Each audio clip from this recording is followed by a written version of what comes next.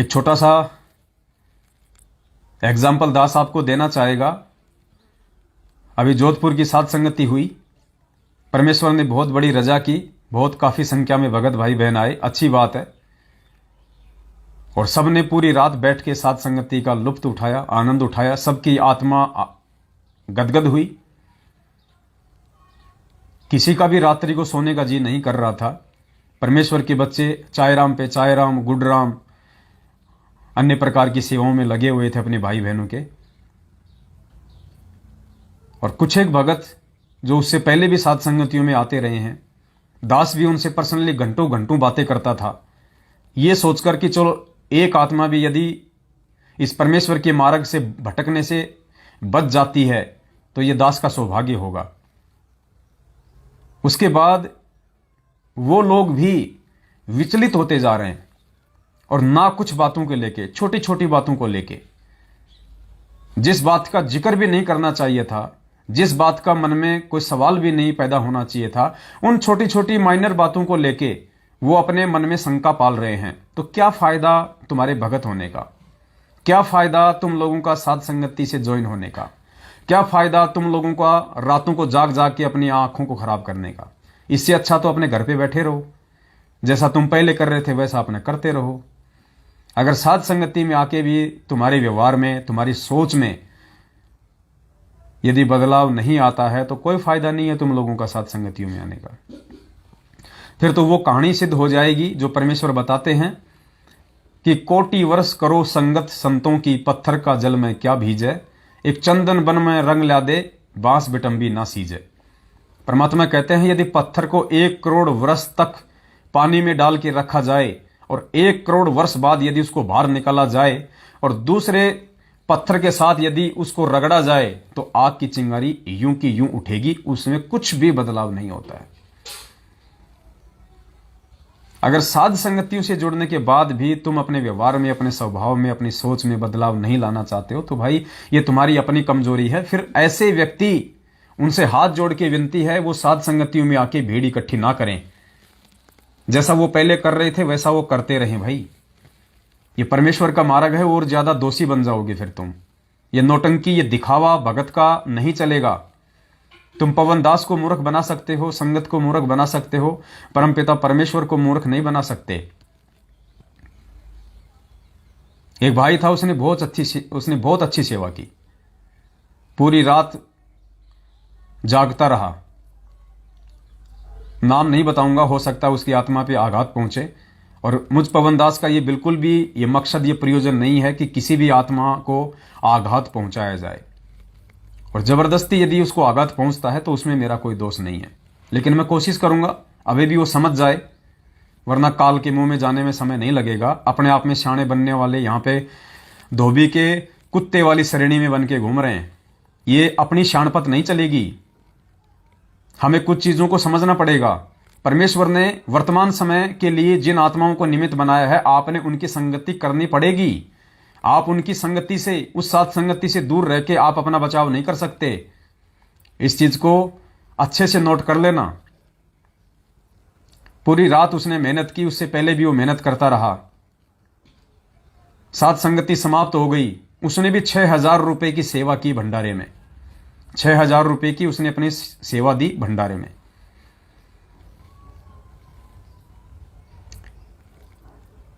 और दास जिससे 1 साल से संपर्क में है, घंटों घंटों उससे बात होती है, और उस साथ संगति में एक नालायक काल प्रेरित व्यक्ति आ जाता है और मात्र आधा घंटे की उसके साथ में बातचीत करता है, और उस आधा घंटे की बातचीत से लगातार साथ संगतियों में आ रहे उस भाई के विचार तुरंत चेंज हो जाते हैं। उसके मन में दोष पैदा हो जाता है, मनसा पाप पैदा हो जाता है। और दास को डायरेक्ट फोन ना करके दूसरे भगत भाई बहनों को फोन कर करके कह रहा है कि भाई ये तो दोगला आचरण हो गया। तो उस भाई ने पूछा भाई क्या दोगला आचरण हो गया? उसने कहा कि पवन दास जी तो कह रहे थे कि जयपुर को जो साध संगति थी बड़ी दीपावली के समय, उसमें जो 1,00,000-1.5 लाख रुपए जो बचा है भंडारे का, आगामी साध संगतियों में सबसे पहले वही पैसा लगाया जाएगा। तो फिर पवन दास ने जोधपुर साध संगति में जो भगत भाई बहन जो पैसा दे रहे थे भंडारे में सहयोग के लिए, वो पैसा क्यों लिया? बस इस बात को लेके उसके अंदर खरपतवार पैदा हो गई। काल भगवान ने उसके अंदर अपने जीवाणु छोड़ दिए, वो जीवाणु उसको काटने लगे अंदर ही अंदर। उसके मन में खरपतवार पैदा हो गई, मनसा पाप पैदा हो गया। और दास ने उसको वैसे ही फोन कर लिया, क्योंकि दास ने उससे 5,000 रुपये लिए हुए थे। तो दास ने सोचा कि अब उसके 5,000 रुपये लौटा दिए जाए। तो दास ने 5,000 रुपये रिटर्न करने के लिए कल जैसे ही उसको फोन किया, बोला भगत जी मैं भी आपको फोन करने ही वाला था। मैंने कहा जी बताइए क्या बात है। बोलो भगत जी ये ऐसी ऐसी बात है, मुझे समझ में नहीं आ रही है, ये आप क्या कर रही हो, ये दोगला आचरण हो गया, ये तो मैनेजमेंट वाला काम हो गया। तो दास की आत्मा को बड़ी चोट पहुंची और दास ने माथे में 3 थप्पी मारी कि हे परमात्मा, कहीं दास तो गलतियां नहीं कर रहा है, कहीं दास से तो कोई गलती नहीं बन रही है परमेश्वर। किस बात को लेके? इस बात को लेके कि हे परमपिता परमात्मा, 2014 बरवाला कांड के बाद आप जी चुपचाप हिसार जेल जाके बैठ जाते हैं, ना कोई आदेश, ना कोई फरमान, ना कोई निर्देश। आप चुपचाप वहां जाके बैठ गए और पूरी संगत को आपने अपने हाल पे छोड़ दिया। पूरा ज्ञान देने के बाद, पूरा समाधान देने के बाद, पूरा कोर्स करवाने के बाद, और आपने यही सोच के संगत को अकेला छोड़ा, अपने से दूर किया। 7 साल से आप हिसार जेल में बैठे हुए हैं। सिर्फ और सिर्फ आपका एक ही मकसद है कि मेरी संगत में से जितने लोगों ने मेरी संगत की है 27 वर्षों से, जितने लोग मेरे फॉलोवर्स हैं, मेरे भगत हैं, उनमें से असल में मेरे हैं कितने और असल में उसमें से काल के कितने हैं। जो मेरे हैं वो मेरे से चिपके रहेंगे, मेरे प्रत्येक वचन पे चलेंगे। मैं चाहे जेल में रहूं, चाहे मैं सतलोक चला जाऊं, वो आजीवन अंतिम श्वास तक अपने गुरुदेव भगवान को परमेश्वर मान के उनके प्रत्येक वचन पे चलेंगे, चाहे उनको कितनी कठिनाइयों का सामना करना पड़े, कितने संघर्ष झेलने पड़े। और जो नकली हैं, जो काल प्रेरित हैं, जो खाली देखा देखी में रोटपाड़ खीर पाड़, जो सतलोक आश्रम बरवाला में आ रहे थे, जा रहे थे, भगत का चोला पहन के एक अच्छे व्यक्ति और अच्छे भगत बनने का जो ढोंग कर रहे थे, वो मेरे से दूर हो जाएंगे। क्योंकि आने वाले समय में मुझे ऐसे व्यक्तियों की आवश्यकता नहीं है और ऐसे व्यक्तियों को सतयुग में प्रवेश करने से पहले पहले मैं अपने से दूर कर दूंगा। तो परमेश्वर, कहीं दास से ये गलती तो नहीं बन गई कि परमात्मा आप ये गंदगी साफ करना चाह रहे थे और ये दास बीच में ही कूद पड़ा फालतू में, कि हो सकता है उस गंदगी में भी कोई परमेश्वर का हंस हो, कोई परमेश्वर का बच्चा हो, थोड़ा बहुत उसके अंदर कोई कमी हो सकता है वो समझ जाए और वापस मुख्य धारा में आ जाए और वापस परमेश्वर की संगति कर ले, एक भगत के गुण और लक्षण अपने अंदर धारण कर ले, वो भी परमेश्वर के हीरे मोती लाल की श्रेणी में शामिल हो जाए। कहीं दास ने बीच में फालतू में इन गधों को बचाने के लिए, इन मूर्खों को बचाने के लिए कहीं बीच में फालतू में एंट्री तो नहीं मारी थी? कहीं दास से ये गलती तो नहीं बन गई परमात्मा? क्योंकि अब कहीं ना कहीं दास को थोड़ा थोड़ा ये आभास होता जा रहा है कि परमेश्वर ने जो 2014 से संगत को अपने से दूर किया था, वो इसीलिए किया था, जो गंदगी होगी वो ऑटोमेटिक बाहर निकल जाएगी। कुछ तो मर जाएंगे, कुछ दूसरे पंथों में भग जाएंगे, कुछ भक्ति छोड़ के अपने घरों में बैठ जाएंगे। और जो मेरे बच्चे होंगे, जो असल में संत रामपाल जी भगवान के अनुयायी होंगे, उनकी हंस आत्माएं होंगी, वो ही इस भक्ति मार्ग पे टिकी रहेंगी। वो संघर्ष भी करेंगी, हर प्रकार की कठिनाइयों का सामना भी करेंगी और अपने गुरुदेव पे अटल विश्वास करते हुए भक्ति भी करेंगे। और ये बिल्कुल हकीकत है पुण्यात्माओं।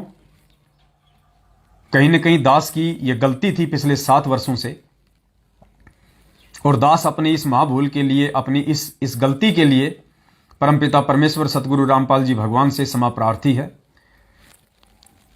कि परमात्मा जिस गंदगी को छांटना चाहता था, जिस गंदगी को बाहर निकालना चाहता था, उस गंदगी को इस नीच पवन दास ने जबरदस्ती रोक के रखने का प्रयास किया, यह सोचकर कि हो सकता है इस गंदगी में से भी कोई अच्छी हंस आत्मा हो और वो अपना जो कर्म है वो सुधार ले और परमात्मा के चरणों में आ जाए।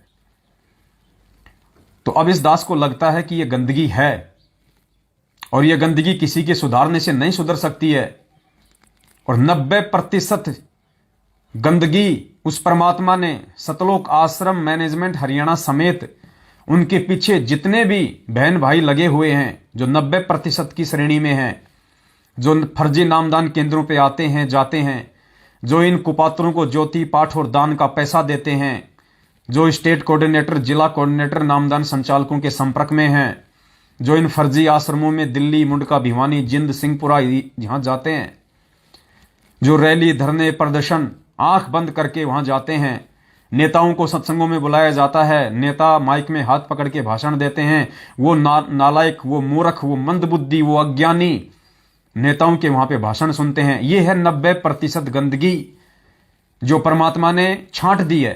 ये गंदगी है, असल में इस परमेश्वर के भक्ति मार्ग में दीमक है, कीड़ा है, परमात्मा ने वो छांट दिया है। 10% थे जिनके अंदर कोई गुंजाइश थी, लेकिन 10% में से भी जो गंदगी है उसको परमात्मा ने छांटना है। और अब 2022 नजदीक है और 2022 में अब सत्सेवकों की छटनी है। अब पता चल जाएगा कि कौन असल में सत्सेवक है और कौन सत्सेवक बनने का ढोंग कर रहा है, कौन अपनी अंतरात्मा